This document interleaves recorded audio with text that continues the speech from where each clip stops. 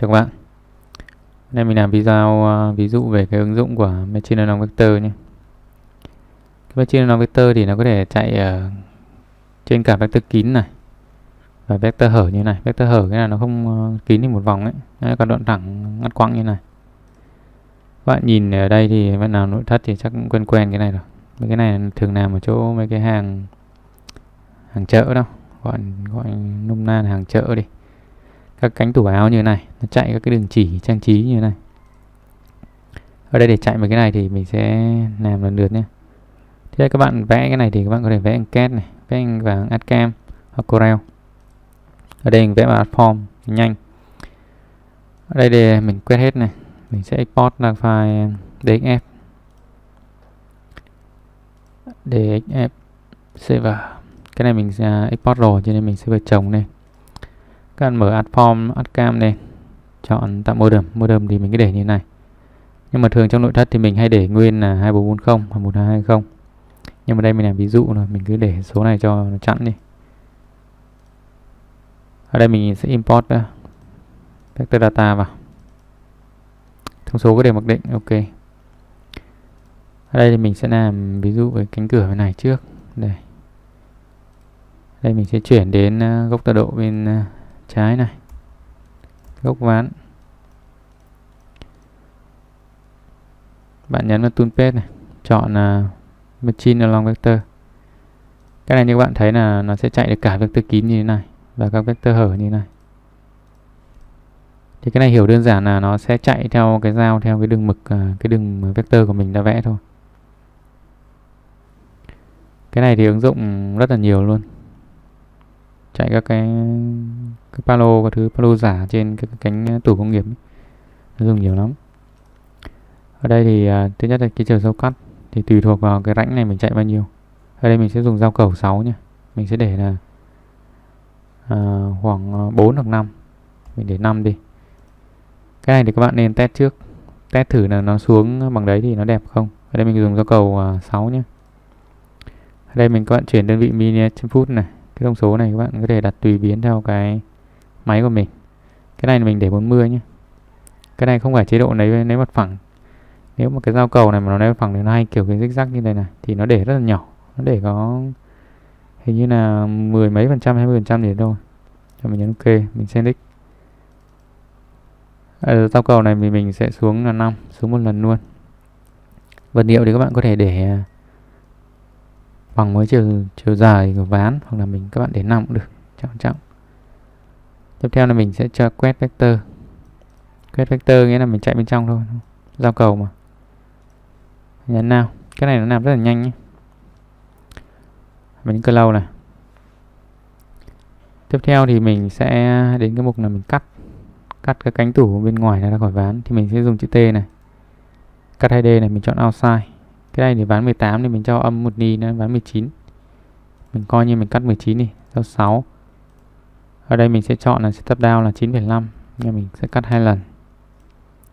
Cái này thì các bạn có thể đặt bằng chiều sâu cắt, chẳng quan trọng đâu. Không. Mình hãy đặt bằng chiều sâu cắt này. Nhấn nào. Ok, mình đã xong cái này. Mình sang đây mình simulate thử nhé. Đầu tiên là nó sẽ cắt ván ra.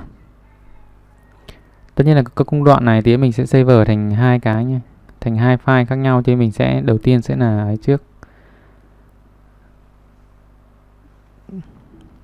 Ở đây này các bạn thấy nó từ từ đã bỏ đi. Mình sẽ chọn cái trên này đầu tiên này, các bạn thấy không, balloon 6 này. Ở đây mình sẽ chạy lại toàn bộ nhé. Thì mình sẽ chạy cái này đầu tiên, các bạn tích chọn lên đây này. Rồi nó sẽ chạy. Đây mình cho chế độ chạy nhanh nhất đi, đỡ mất thời gian. Và nào làm nội thất thì chắc nhìn cái này cũng làm cái đồ mà hay kiểu đồ hàng chợ ấy, thì chắc quen với cái cánh cửa này rồi. Tiếp theo các bạn chọn xuống dao 6. Ồ, nó bị.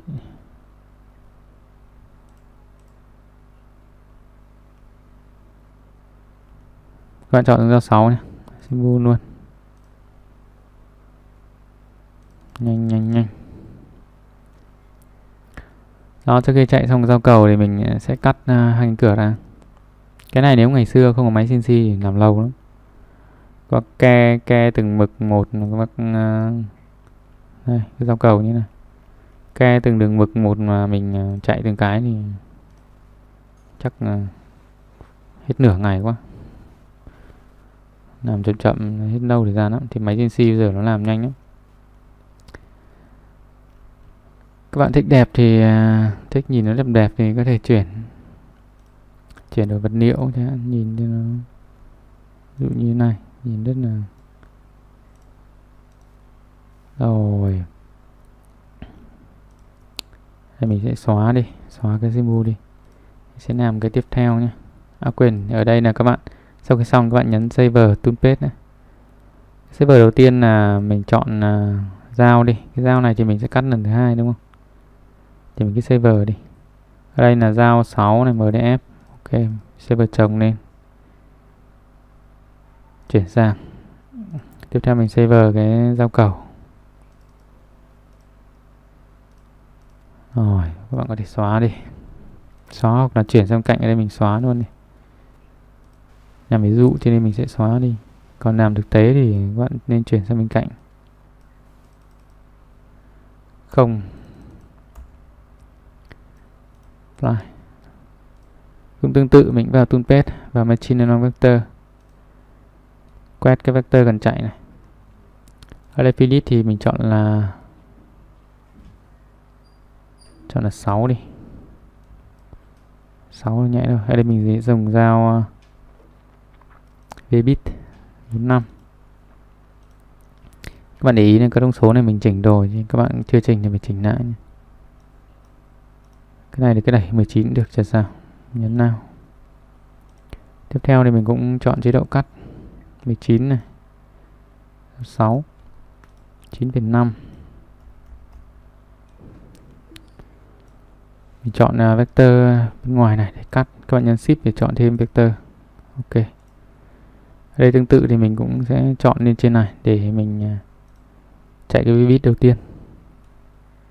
Mình nghiêng đi xíu đi, nhìn cho nó chất lượng.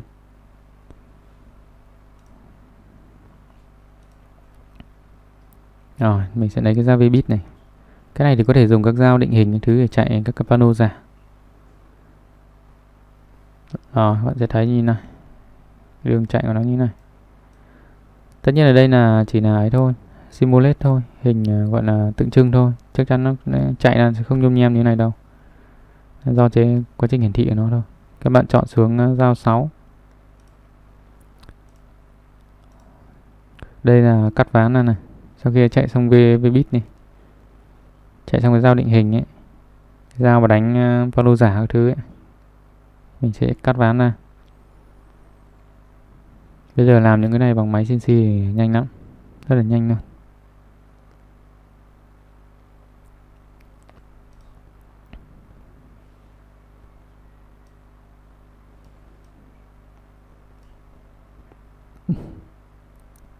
Cái ứng dụng của Machine Vector này để nó cắt cả vector kín vector hở. Có rất nhiều cái sử dụng luôn. Nếu các bạn muốn vẽ một cái tranh gì đấy, vẽ một cái gì đấy, đường ngoằn nghèo gì đó trên cánh cửa tủ, hoặc là các tấm ốp trang trí, vẽ cây hoa lá gì đó, nó có thể dùng cái này. Rất là hay.